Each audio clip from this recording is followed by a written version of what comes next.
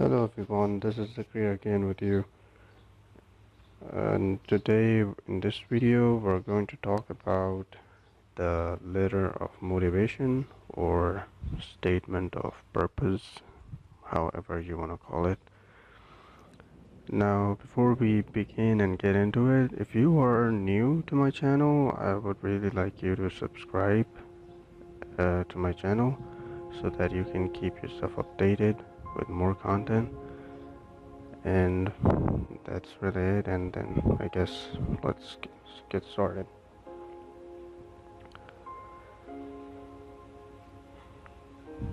So why do you need a letter of motivation?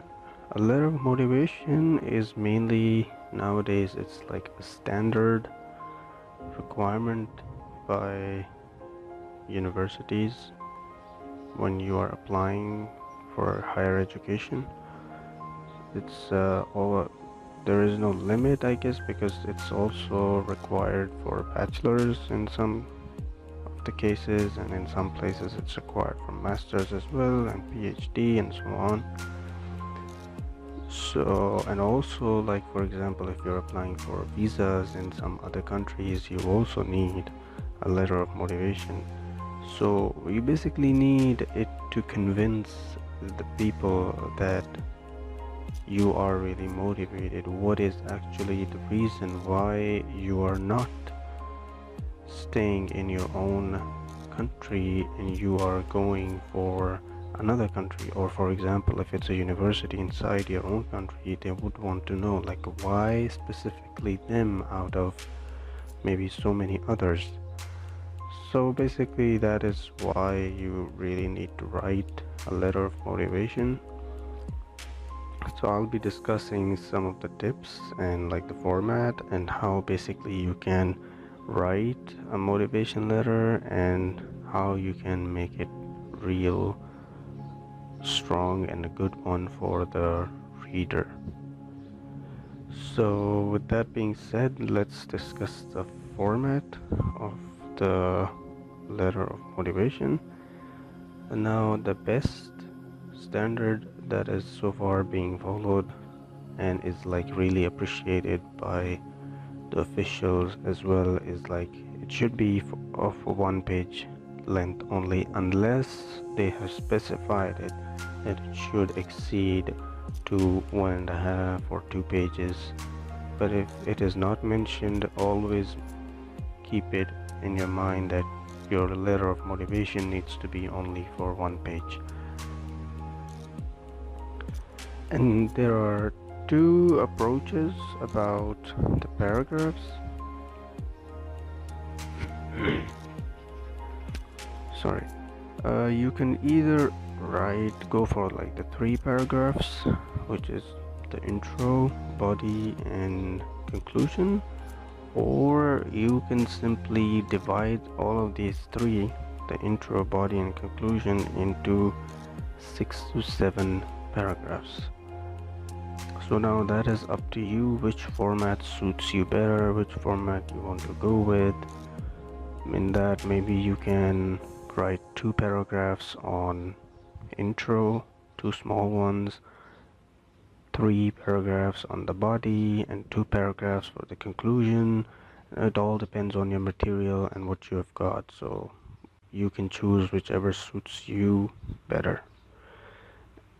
And then if you're going for the 3 or the 6 to 7 paragraph approach, the basic goal is the same. You first write the introduction, the intro, then you have the body, and then you have the conclusion. And what you have to write in each one of them, I am going to explain it further. Now in the intro, you basically just have to, as the word says itself, you just have to write the introduction of yourself. You have to introduce yourself. You have to basically let them know who you are, what you've been doing, and stuff like that. So for example, if you are, let's suppose, applying for a university for a PhD program or something, so you just need to let them know who you are and where did you do your bachelor's from. You can also mention your grade that you got in the bachelor's, or maybe some of your research papers, and all of those things a little bit in the introduction. The most important thing is how you start the introduction. So make sure that when you start the introduction is absolutely eye-catching.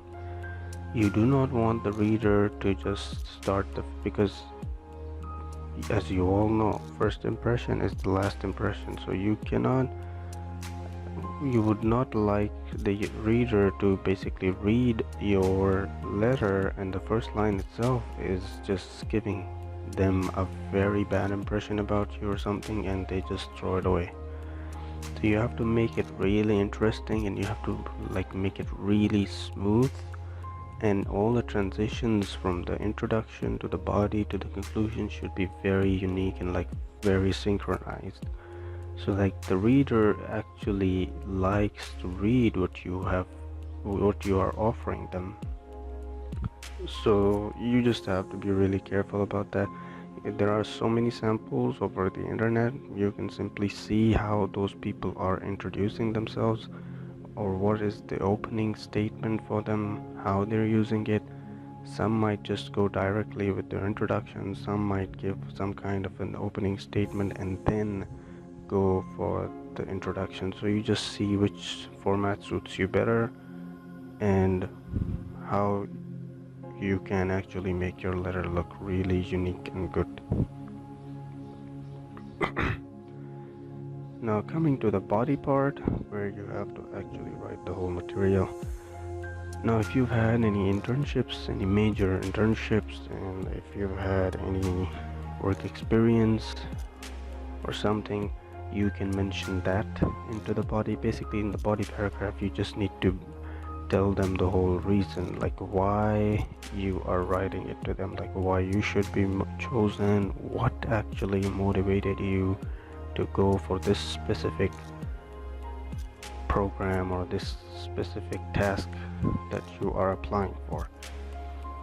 If you don't have any experience, then maybe you can mention your projects, some final year projects that you did in the university, or any internships that you might have done, but don't elaborate them too much unless you have a lot of material to cover. Then yes, you are free to elaborate a lot on that.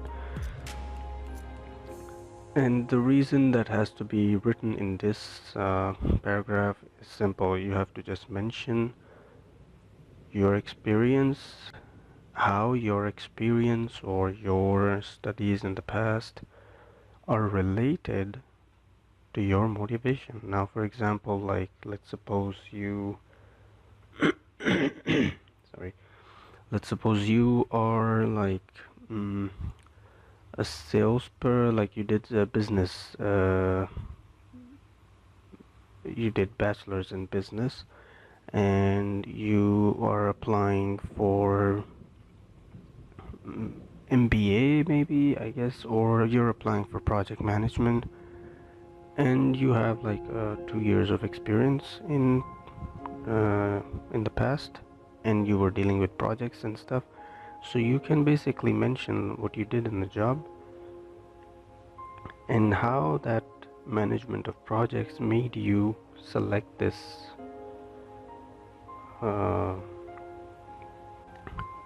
project management program for your studies at the moment. Sorry. So this is something you basically need to find a relation. They need to know why you are writing this motivation letter, what is motivating you. So you must have a very, very solid reason, why. It could be because of your experience, because you did some work and you liked specific part about it, and now you wanted to pursue your degree further in that specific area. So your reason has to be very solid and very convincing. If it was only because you love it or something, you need to also justify why do you really love this specific subject or specific area. And also then you have to just give a small highlight about what is the advantage of selecting you, or like you've heard this question, why should we choose you over the others, or something like that. So basically you just have to give a very small mention about what are the benefits like that you are getting out of this one. They don't have to be like really like they must be like something specific to where you're applying, and the advantages. You can look for some advantages that you might have or might get, that you might not be receiving from any other country or maybe some other institute. So those will be some good benefits that would make them know that maybe you did some research into their institute or into their country, and only then you're stating the facts. So that would make a good impression about you. Now about the conclusion part, you just need to basically summarize whatever you wrote down in the body part into 1 or 2 lines, and you just write those 2 lines, 1 or 2 lines first in your conclusion paragraph, and sorry, and then in the end you can just simply mention about how it would be your, you can just mention any closing statement, like how this is going to improve yours, give you a lot of opportunities, or maybe how you are going to make an impact in that specific company or that specific university or whatever. So the closing statement is absolutely on you. It depends on how, what you are writing about and how you've written it. But before you write your closing statement, just make sure like you basically summarize everything that you did in the body paragraph into 1 or 2 lines, and start your conclusion paragraph with those 2 lines, and then comes your final ending statement. Now a few tips like which you can use to make sure that your letter looks really good. One of the important ones is make it unique. Now by making it unique, I mean don't overuse words. For example, if you are saying that I found this specific program really fascinating. Now fascinating is a good word, okay, but try to avoid it to be used again. You can always look for synonyms for fascinating, like maybe something similar, same meaning, but a different word. So that would like really make your letter interesting. Because if you keep on repeating one word or 1 or 2 words or 3 words again and again in your letter, it makes it sound really boring as well. So try to avoid using words again and again. Just try to change them. And then if you are following the 6 to 7 paragraph format, then make sure that you have even number of lines in each paragraph. So let's suppose you want to write a paragraph or 4 lines, the first one. So make sure you don't exceed, you keep it to 4, 3.5. 4 is absolutely fine. As long as you're on the 4th line, it's okay, it's fine. Maybe 3 might look good, or 5 or 4.5 might look good, but do not make really big gaps between the paragraphs, like one you have for 3 lines, the other one you have for 6 lines. That might not look really good if you're going for the 6 to 7 paragraph. But if you're going for that 3 paragraph approach, of course, it's known your introduction and conclusion paragraphs are almost the same length, number of lines wise, or they can differ a bit, 1, 2. It's always good to have them as almost the same, not necessary, but the body paragraph is the bigger one, probably the double of the other 2. So That's how you need to divide the whole spacing and make sure that you do not make it look really uneven and unspaced. Another thing I didn't mention over here is time. Take your time and write this letter of motivation. It's not easy and it's not possible for you to write it in one day and just get done with it. Write it nicely, take your time and write it properly, and then ask someone to read it for you, like basically proofreading. So like maybe they can suggest you something better, or maybe just to see if you are all good, they can just go through it and tell you, okay, it's perfect and you're good to go. So don't be afraid, just ask any of your colleagues or your friends who can basically do some proofreading for you, and this will make it error free and make it real good. So these are some small tips you can follow, and believe me, they will make your letter look really good and really strong.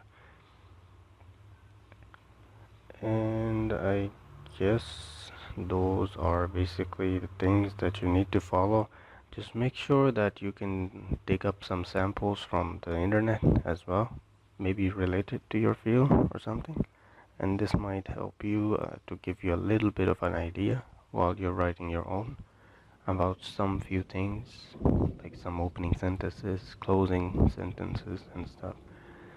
In another situation, sorry, if you are, like, for example, writing for different universities, then you might not have to make major changes in your letter if the program is the same, because obviously your motivation is the same. So you just might have to change the name of the institute and stuff. And I think the same you might have to do a little bit for the visa section, but just make sure like your motivation is for the country and not to the university. So when you're doing these small changes, editing, be very sure that you or someone else does some proofreading. Otherwise it might be looking really bad that you're going to an embassy and you're submitting a letter of motivation that was written for a university.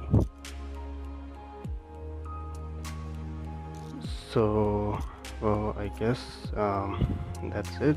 I thank you very much for taking out your time to watch this video and listen to me tell you these tips and ways of writing this letter of motivation. If you have any questions or if you have any comments that you would like or to share, or your experience or something maybe I missed and you know about it and you want to share it with me and with everyone else, I would really appreciate it. You can just simply mention it in the comment section below, and do not forget to like, share, and subscribe for more. So until next time, see you.